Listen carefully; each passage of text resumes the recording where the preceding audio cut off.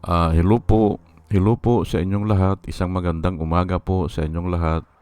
Ngayon po ay 20 ng Enero 2026 anyo at ang oras po ngayon dito sa Los Angeles, California ay alas 7:26 ng umaga. Araw po ngayon ng Martes. At nais ko po mag-vlog mga kababayan, mga minamahal, patungkol po dito sa ah, marami na rin ang nagsasabi o nag-title sa mga vlog, Bong Revilla walang kadala-dala. Ayan po yan po ang tatalakayin ko ngayon. Bakit ito si Bong Revilla? At hindi lang yan si Bong Revilla, ay isama ko na rin yan si Jinggoy Estrada at saka si Joel Villanueva. Walang kadala-dala. Ngayon ay doon sa mga comments nung iba, okay na yun eh. Kaya lang walang aral. Opo. O hindi masosolve ang problema. Hindi masosolve. Kailangan kung nag-vlog, kumpleto na andun ang solusyon. Kasi kung wala, ay nanunumbat lang, hindi ba? O nangangantsaw lang, o yun, pinapakita yung sama ng loob na hindi po yun ang pakay ko dito. Ang pakay ko po dito ay para masolve ang problema. Opo. Kasi nga, sasabihin ko na sa inyo, hindi masosolve ang problema kung pipintasan mo lang yung tao eh. At lalo na kung sasabihin mo na ako ang magaling. Wala ka na, wala lang tsansa. Parang ganun kay Duterte, di ba? Si Duterte, sinabi niya 3 to 6 months lang eh. Hindi ba? Wala pong tsansa pag doon natin uumpisahan. Pero ang ipinakita po ni Duterte noon na siya lang ang malinis eh. Hindi po ganun. Hindi po masosolve yan ng ganyan. Yang problema na ganyan. Ngayon, ang title po natin ngayon ay Bong Revilla, bakit walang kadala-dala? Ay oo nga, wala talaga. Wala talaga kasi nga nasa Biblia po yan eh. At yan ang tatalakayin ko ngayon. Bakit hindi magbabago? O bakit walang pagbabago, mas lumala pa? Ayan po, hindi ba? Hindi nyo ba napansin? Tama yung title nila eh. Bong Revilla, walang kadala-dala. Ay pero hindi ako hihinto doon. Hahalukayin ko yan o gagamitin ko ang Biblia. Ano ba ang itinuturo ng Biblia patungkol dyan? Bakit walang kadala-dala? Actually po sa Biblia, pero hindi ko kayo pipilitin na maniwala, walang tsansa magbago ang tao. Wala pong tsansa. Ang pwede niyang baguhin yung external, yung sapatos, hindi ba? Pagsuot ng mga barong, ganyan. Yung kulambo, pwede niyang baguhin yan. Pero yung kalooban niya, naandun na yun eh. Mahirap na po. Opo, mahirap na. Maaring 2 or 3 weeks, mabago niya, pero balik na naman. Hindi ba? Bagong taon ngayon o bagong himala daw ay pero 2 weeks lang, wala na naman. Di ba? Balik na naman doon sa dati. Ganun lang po yan eh. Na-involve na ito dati, ayan, isinulat ko po dyan, na-involve na ito dati si Bong Revilla sa Napolis scam. At kung hindi ako nagkamali, no bail yun, walang prenda. At sila ay nabilanggo, kung hindi ako magkamali, siguro mga 4 years din. Opo, mga 4 years. Tapos nakalaya under kay Duterte at under kay Duterte rin ay pinawalang sala, yung plunder. Pero pinababalik sa kanya yung pera. Ay bakit ko kanya ibabalik yan? Hindi naman ako guilty. Ayun po hindi ba? Pero namatay po yung kanya sa kulungan. Yung chief legal counsel niya, si Cambry. Anong pangalan nun ni Cambry? Attorney Cambry. Cambry. Ngayon ay nandito na naman siya sa flood control project scam. Ayan po hindi ba? Kaya nga ang tao ay hindi mo masisi kung sabihin ng mga tao na walang kadala-dala. Ayan po ay ito ngayon ang answer, Ito ngayon ang nakikita ko na bakit ganyan? Bakit ganyan ang tao? Okay, ibang verse ngayon ang dadaanan ko. Pero parati kong pinapaliwanag dito na ang tao walang tsansa. Opo. Tahasan ko na pong sinasabi sa inyo, pero hindi kayo naniniwala Alam ko hindi kayo maniniwala kasi ang pagkaalam ng tao kasi ay siya ay magaling Siya ay kaya niyang kontrolin ang sarili niya, kaya ay hindi po. Malakas po ang hatak ng pera o salapi. Malakas po ang hatak niyan. At yung pagkaalipin natin na sinabi ni Jesus Christ, alipin tayo ng kasalanan, ay hindi nawawala yun. Hindi po Kaya nga ganyan, madaling mabulid sa kasalanan.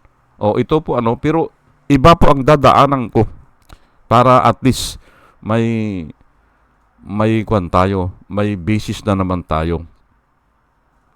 Matthew 23 verse 37, ang sabi po ni Jesus Christ, O Jerusalem, Jerusalem, the one who kills the prophets and stones those who are sent to her. How often I wanted to gather your children together as a hen gathers her chicks under her wings, but you were not willing. Ayan po ang sinabi ni Jesus Christ. Jerusalem, Jerusalem. O Jerusalem, Jerusalem, the one who kills the prophet. Sila ang pumatay ng mga propeta. Alam nyo po, yung mga nakatira sa Jerusalem, mayayaman po yan. Naandyan ang mga naglalakihang gusali. Hindi ba? At kung maihahambing natin ngayon, yan mga makapangyarihan. Katulad ito, mga senador. Hindi ba? Ay ang nakasulat po dito ay the one who kills the prophet. Pagdating kasi dyan sa Jerusalem, dyan namamatay yung mga propeta. Kasi nga hindi po mapayag yung mga mayayaman dyan na pangaralan sila o hindi sila nakikinig o ayaw nila na yung power nila ay ma-duplicate. Ayaw nila. Kaya pinapatay nila ang mga propeta at binabato nila ang stone those who are sent to her. Yung mga itinalaga o yung mga pinapunta dyan sa Jerusalem para mangaral, binabato nila. Ayan po nakasulat hindi ba? Pinapatay nila at binabato nila. How often, ang sabi ni Jesus Christ, how often I wanted to gather your children together. As a hen gathers her chicks under her wings. Ang sabi ni Jesus Christ ay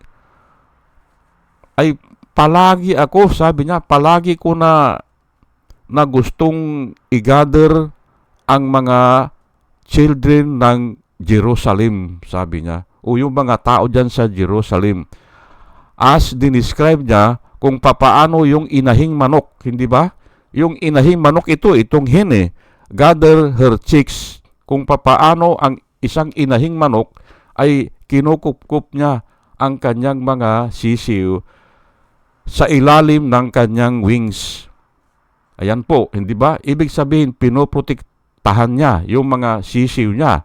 Yun ang ginagawa po, yun po ang gustong gawin ng Panginoon sa Jerusalem, to gather the people under His wings. Hindi ba? O protection. But, ito po ang reason dyan but you are not willing. Yan po ang reason dyan. Bakit walang kadala-dala? Hindi naman willing sila Hindi ba? Mangaral ka dyan sa mga ganyan. Yang mga matitigas na tao o magagaling na tao o nagdudulong-dulungan o matataas ang katungkulan o mayayaman, mangaral ka. Sasabihin lang nila, busy sila. They are not willing. Yan po At nakasaad po sa Biblia ay Diyos lang po ang pwedeng magbago sa atin Diyos lang Ngayon, kung hindi ka lalapit sa Diyos, ay patuloy ka na alipin ng kasalanan. Ang sabi ni Jesus Christ sa mga tao noon, nung siya ay lumalakad pa dito sa lupa, ang sabi niya, I came to set the captive free. I came to set the captive free. Ay sabi ng mga tao ay, we were never been in bondage to anyone. How come you will set us free? How come you will set us free? Ay ang sabi niya, man commit sin because man is a slave of sin. Ayan po, hindi ba? Lahat po tayo ay alipin ng kasalanan. At hindi makakaalis dyan kung hindi tayo tulungan ni Jesus Christ. Iyan po. At hindi ka naman niya tutulungan kung hindi ka lalapit o hindi ka magsisi o hindi ka magpakumbaba. Ganun po yan Ngayon ay kung kasama kayo doon sa hinirang, may mga hinirang po yung mga itinalaga. Sa Biblia po, dinidiscuss yan.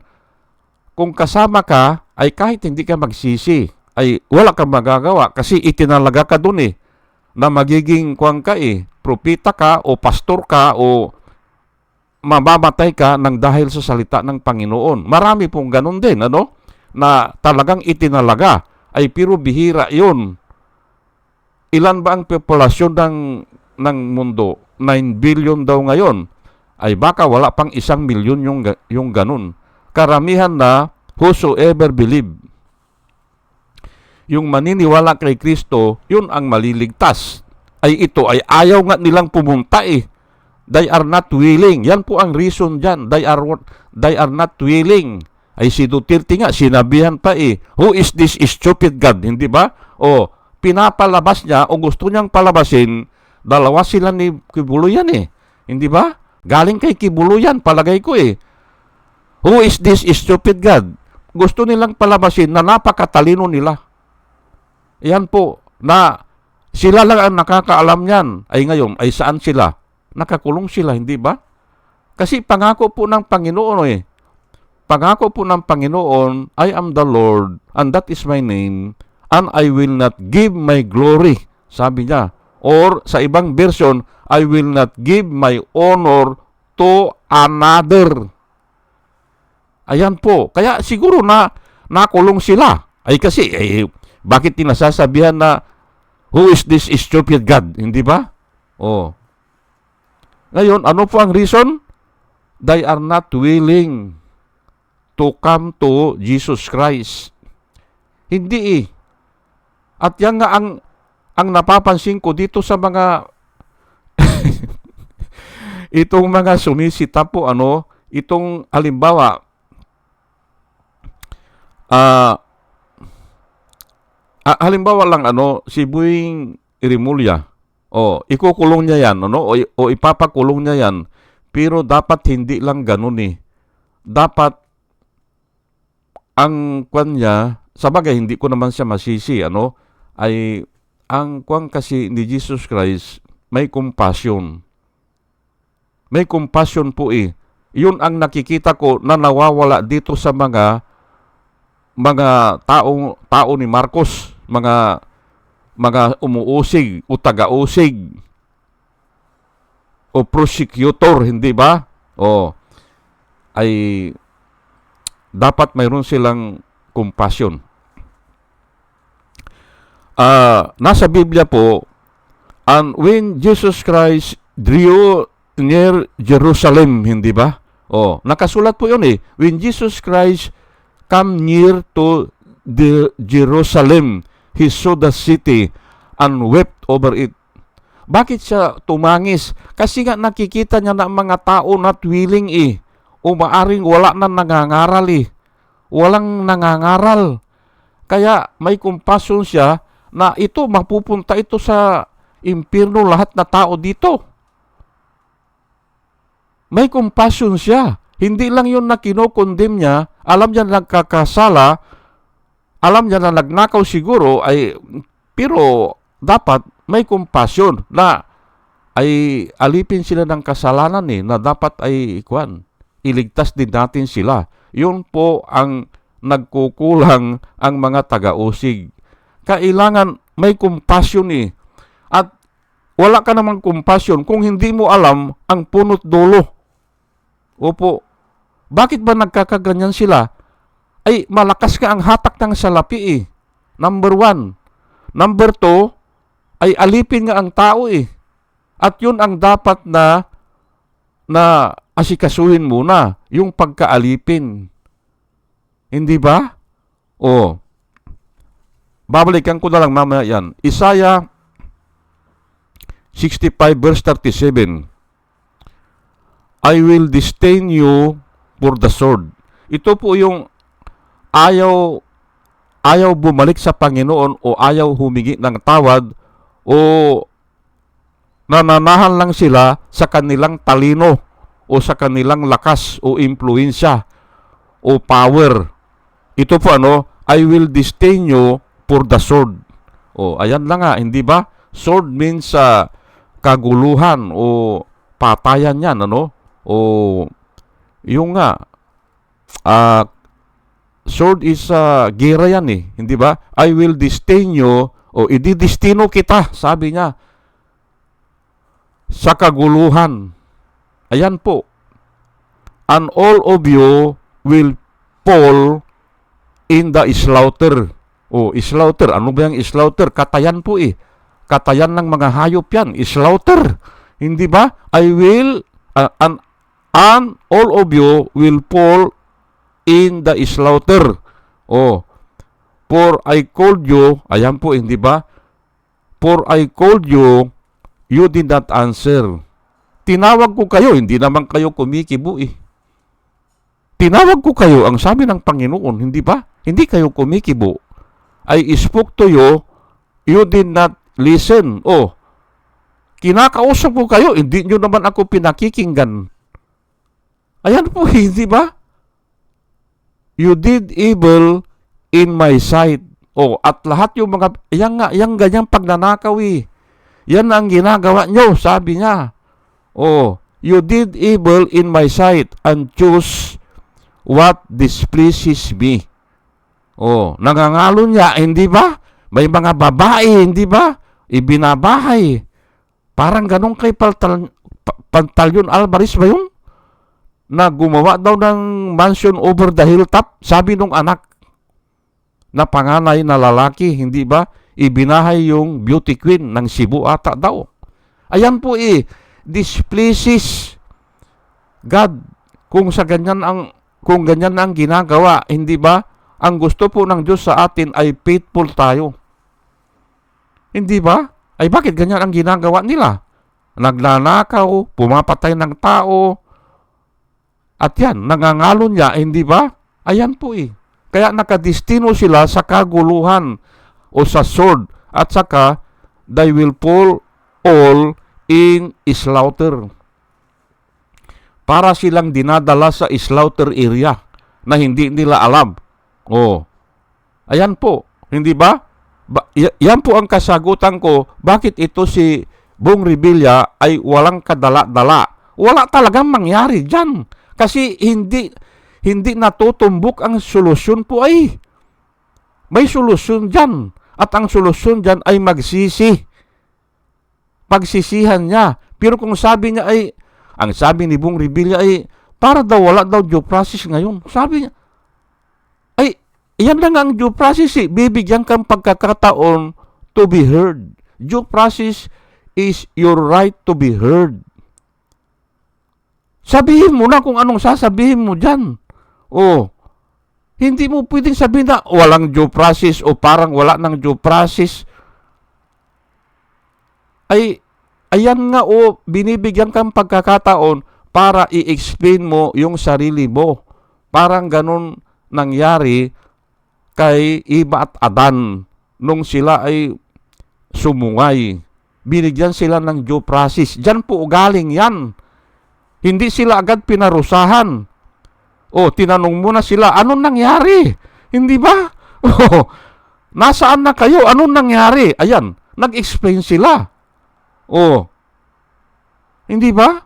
Yan po ang due process at nanggaling po sa Panginoon yan. Bagamat alam na ng Diyos ang buong pangyayari kasi wala naman lingid eh. Alam na ng Diyos o talastas ng Diyos ang ating kalooban, binigyan pa niya ng pagkakataon mag-explain. Yan po ang due process. Hindi ba? Ay, pero nga, ang nilalakad ko dito, walang kadala-dala, si Bong Revilla, si Jinggoy Estrada. Pansinin nyo po yan tatlo Yan tatlo na lang. Hindi talaga magbabago yan kasi nga ay in the first place ay umaasa sila sa kapangyarihan nila eh. Paano magbabago yan? Parang ganun lang yan kay Duterte. In 3 to 6 months, sabi niya, aayusin ko ang Pilipinas. Hindi ba? Umaasa sa lakas niya. Aywan ko lang kung binubula ay marami pong nabudol doon eh. Hindi ba? Nagawa ba? Hindi nga eh. Mas lalong lumala, hindi ba? Kasi nagpapatay siya ng mga tao eh. Hindi ba? Pero gumawa na ako ng vlog dyan noon. Naandito, ginawa ko na. Gusto lang niyang takutin ang tao para mapasunod niya. Ganun lang po yan. Pumatay siya ng pumatay. Signature yan eh. Signature niya eh. Para walang mag-complain. Kung mag-complain ka, ibibilanggo ka. Ganun kay dilema, hindi ba? Ibibilanggo ka, kakasuhan ka, gagawang ka ng mga kaso. Ayan po eh. Ngayon, bakit walang kadala-dala? Ayun nga, wala sila sa proseso. Wala eh. Hindi ba? For by grace, sabi po ng Biblia, for by grace, you have been saved. It is the gift of God. It is not of your works. Sabi po ng Biblia, hindi sa iyong sariling eagerness o sa iyong sariling trabaho. Kaya ka na-save o kaya ka nagbago. Babaguhin ka muna eh. It is the gift of God. It is the grace of God. Sa kanyang kagandahang loob lang. So that nobody can boast. Ayan po, para hindi makapagmayabang, ay simple, kung naligtas ka pala, ay dahil sa sarili mo, ay pagdating sa langit, magmamayabang ka, hindi ba? Ay tatanggalin ka na naman doon. Kasi doon sa langit, walang mayabang, walang pagyayabang sa langit, hindi ba? Dito lang sa lupa. Ayan po, sige po, at hanggang dito na lang po, at sana ay may natutunan po tayo at dalayan ko po sa Panginoon, bago po ako mag-umpisa ay sa ating pakikinig ay magkaroon tayo ng wisdom na nanggagaling sa Kanya. At muli mga kababayan, mga minamahal, isang magandang umaga po sa inyong lahat at salamat po sa inyong pakikinig. Salamat po ng marami. Salamat po.